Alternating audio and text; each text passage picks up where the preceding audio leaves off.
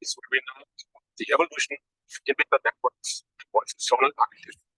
My name is Ralf Österreicher, and with me today is my colleague Jitu, product manager for oscilloscopes. Hello. Let's have a look at what you will see and learn today. First, we will have a look into the challenge and the evolution of the in-vehicle network architecture. Then we'll have a brief look into the transition from a domain to zonal architecture. Then I will hand over to Jitu, who will explain in detail the automotive Ethernet, the need for testing, and will also give a practical demonstration. And then we'll also have a brief summary of the technology and the testing. Let's be honest, over the past few years, a drastic change in the automotive industry. There are a few trends coming up now that all of them have a strong implication for the future of automotive electronics and software. The industry is continuously striving to realize higher levels of driving. So nowadays, level 1, level 2 is almost normal. First cars are on the road now with level 3, and soon we'll also see level 4 and level 5. But that's not it. There's actually even more. So the car of the future is autonomous, connected, electrified, and shared, which is also the acronym for ACES that you might have heard already a couple of times. What is the challenge of those new trends, of the ACES trends? Well, the development trend from a traditional vehicle design towards the ACES requires the secure handling of data from an increased number of complex sensors. So the number of sensors is drastically increasing, and all this also has to be managed. Moving towards the ACES trends, such as fully autonomous driving or connected cars, requires therefore a fast in-vehicle network supporting high computing power and high data throughput. Also a reduction of the in-vehicle network complexity, and also efficient power consumption and weight. What is the evolution of in-vehicle network architecture? So the architecture, as we know it from the past, is not sufficient anymore for those new trends. So the in-vehicle network architecture evolved already from a distributed gateway architecture, independent ECUs, towards a domain centralized architecture. In that domain centralized architecture, vehicle systems are grouped by functions, and where a few domain controller units covering one vehicle domain each, such as connectivity, chassis, or infotainment. However, the communication is limited between those domains that are controlled by a set of gateway. With domain centralized architecture, you can drive up to the 3 domains. For future cars, you need a zonal architecture where the vehicle domains are grouped into several zones, and each zone is installed zonal gateway, which also brings the benefit of short cable lengths. So it's not so rigid and not so expensive. So all the sensors, they are actually closely connected to the gateway. Each zone. This is what Jitu will explain then more in detail, and the domain functionality is handled in the central computer. Having this redundancy with the zonal architecture, you can already drive above level 3. This overview given by Marvell, the latest automotive Ethernet Congress in Munich in 2022, shows very, very well the difference between the domain architecture and the zonal architecture. Where you see that at the zonal architecture, you have the gateway. For instance, you have 2 gateways at the front, 2 gateways at the back, and 2 gateways in the middle. They're all connected via Ethernet. Having said this, I'd like to hand over to Jitu, who will go more into detail. Okay, thanks, Ralf.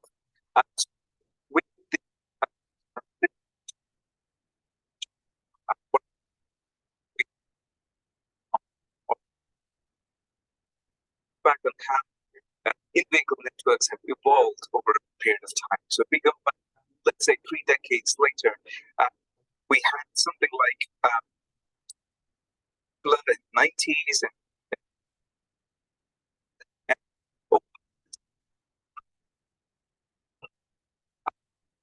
connectivity here.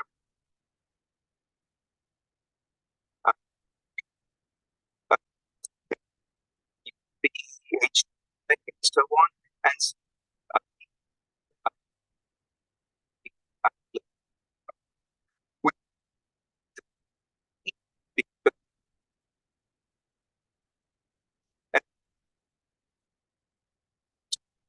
we have a network architecture within a company. As we all know, this is evolving.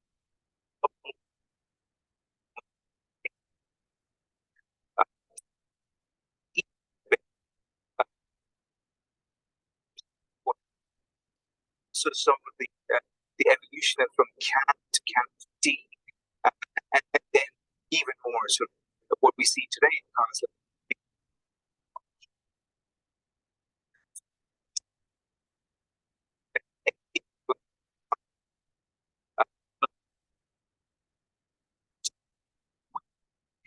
what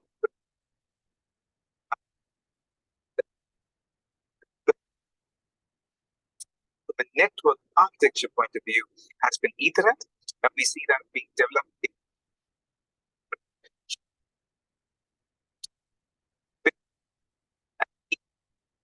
5 gigabit per second as well. Is being see the reduction of the speed as well going down. So now the news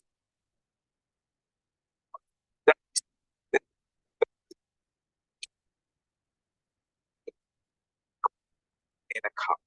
What does this look like from a zonal point of view? So as well shown in the last example, I want to take that example, dedicated ADAS domain body,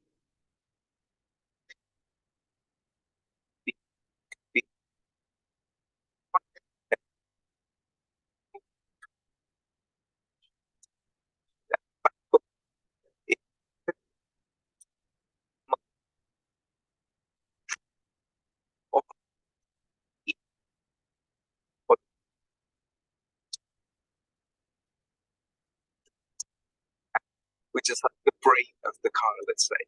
So this is a perfect or reliable networking solution within the car itself.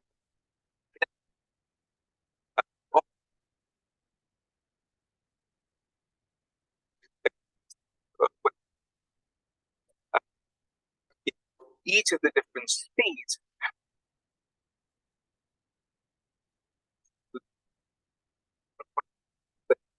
went into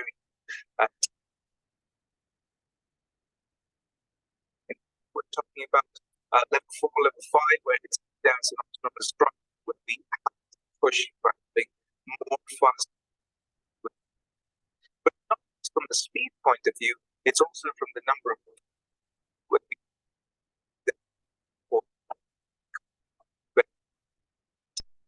speed. An example for when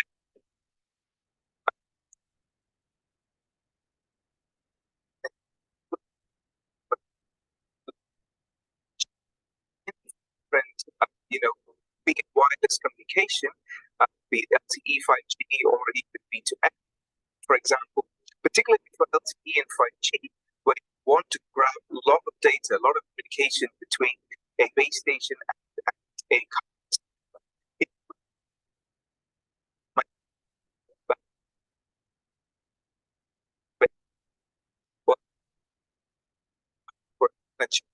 and large and so forth. It's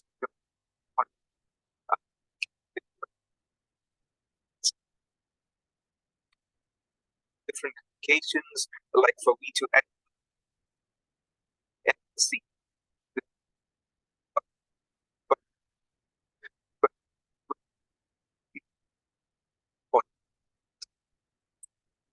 There's a real requirement for these faster speeds within the car. But from our perspective, it's more to understand how do we take new technologies, new stuff. I have an example of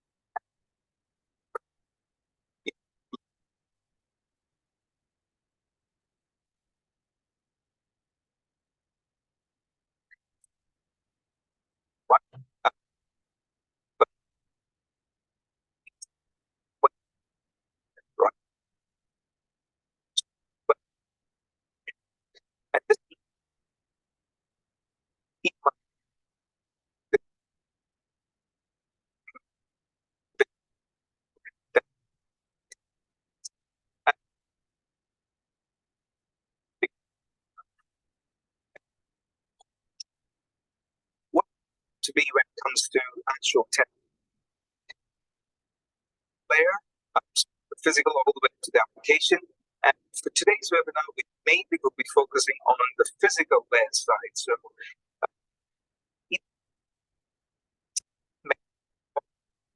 gigabits.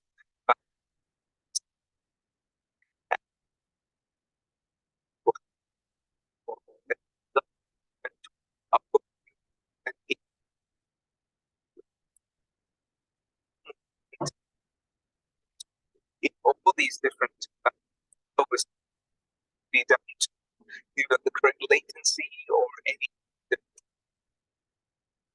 are they accurate or not, or if you wanted to validate any or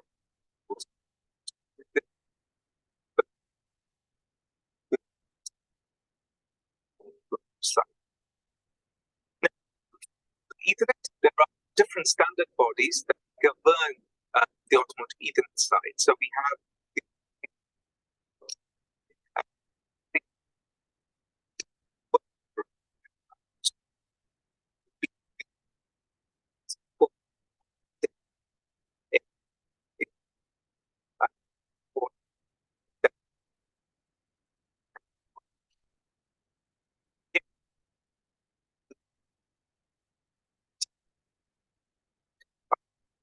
they went through a range of different timescales we made to get them approved. But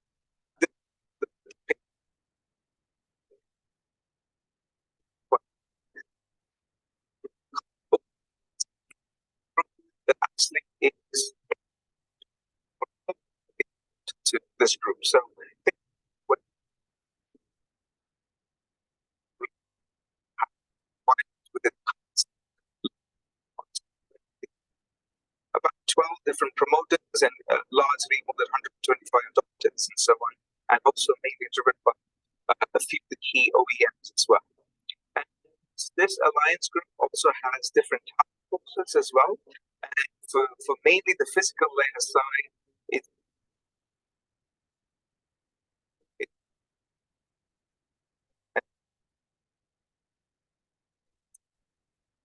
we talk about the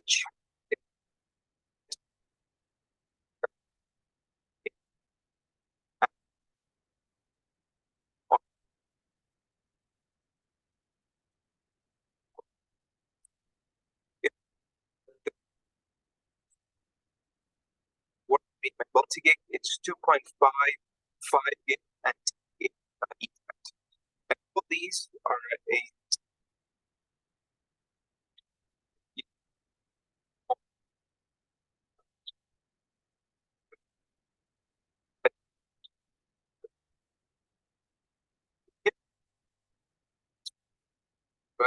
and this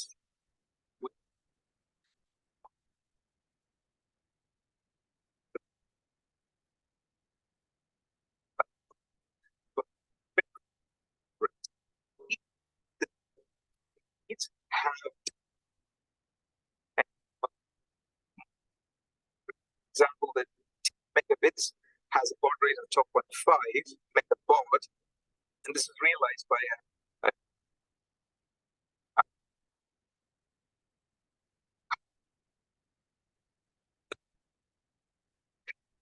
goes into higher levels and so on, so that we can actually get more of our data within a smaller space of time. So change. So we largely depend on because it's not so bad when it comes to getting that data across and so on, not so much. So, but when shield important now, from a testing point of view, what does that look like for Rowan Schwartz? So we have a range of different test solutions, all adhering to the open lines, as you can see in here. We come from the 10 megabit all the way up to 10 gigabits.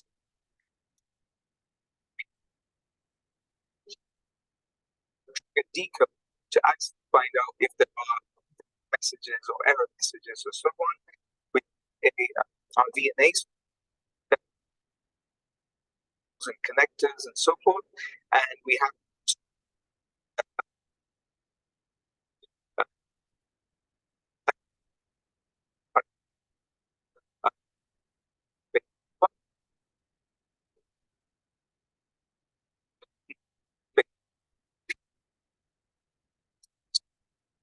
5, 10 gig. And lastly, as you can see, we have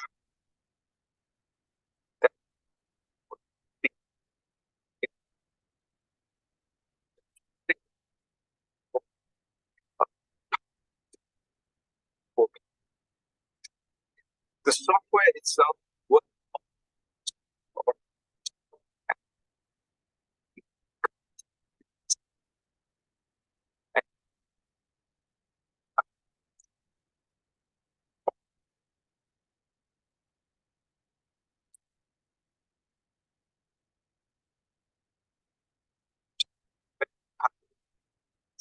so for multi-gig, the variety of different tests that would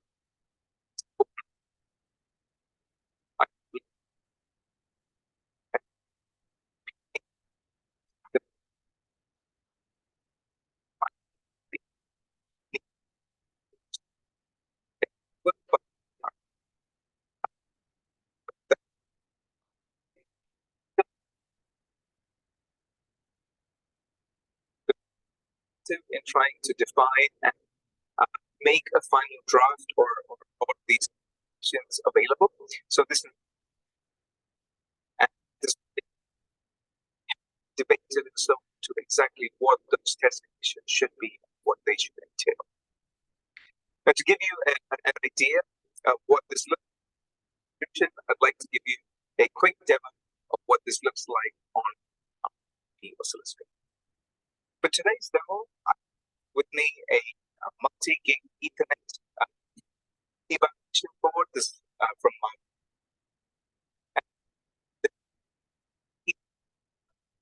wire. These are Rosenberger plugs, which gives us access to the actual electrical signal.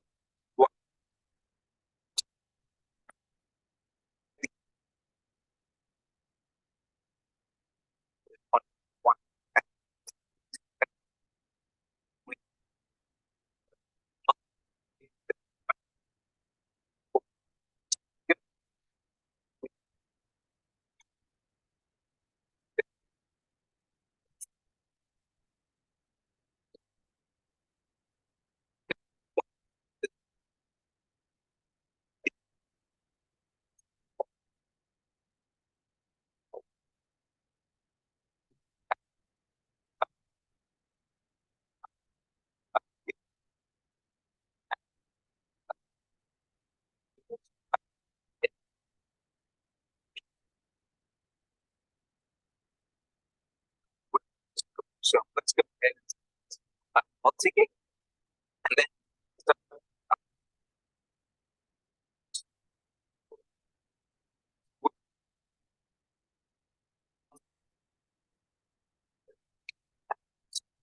it's multi-gig, and this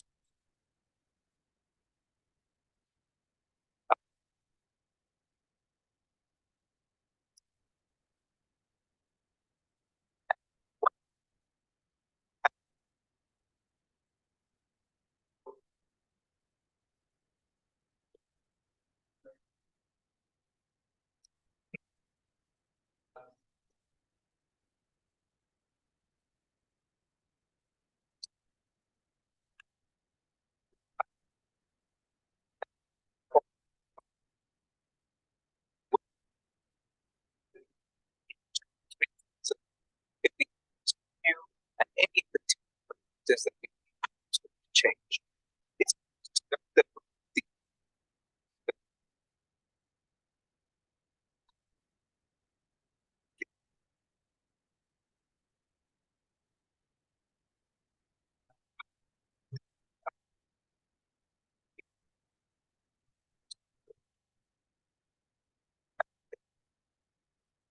within here, we're testing for density, any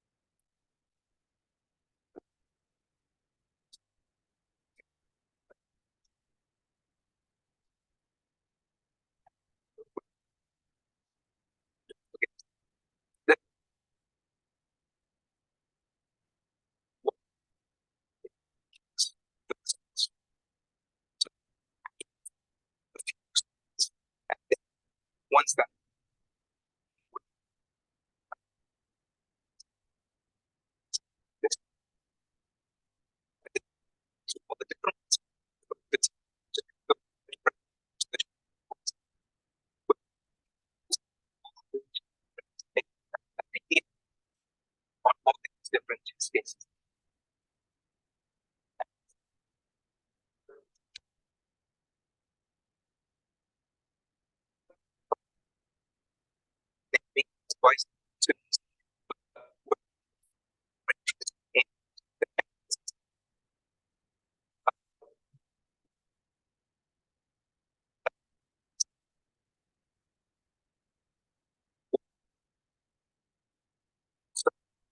ideas to but screenshots to show you.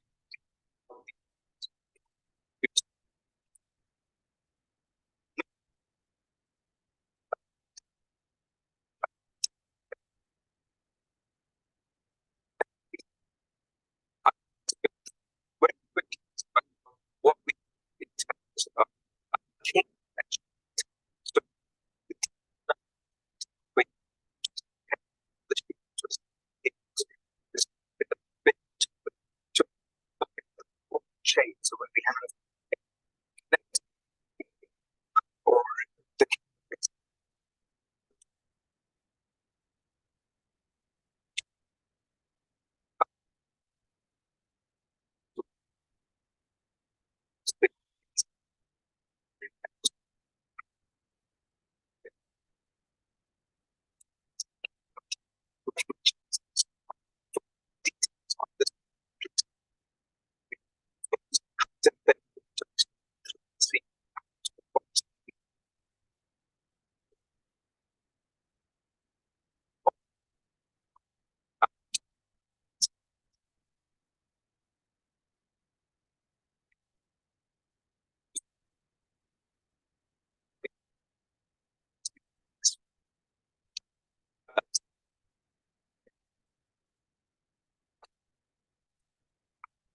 and stuff artifact becomes so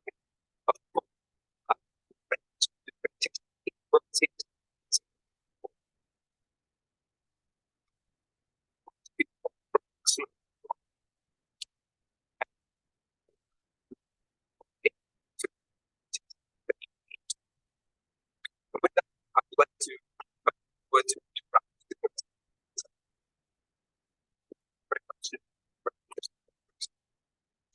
surprise with what did we think? What did we well, most of the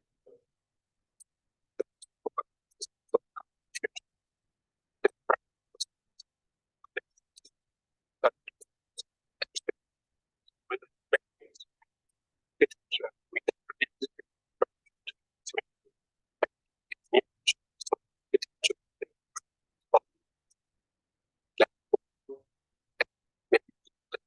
once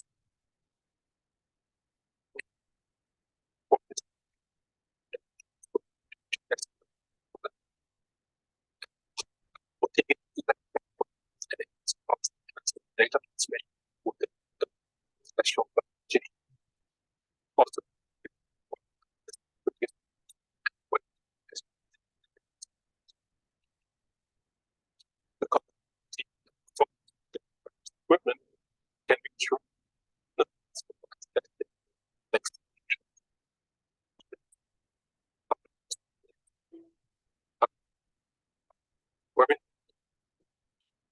questions website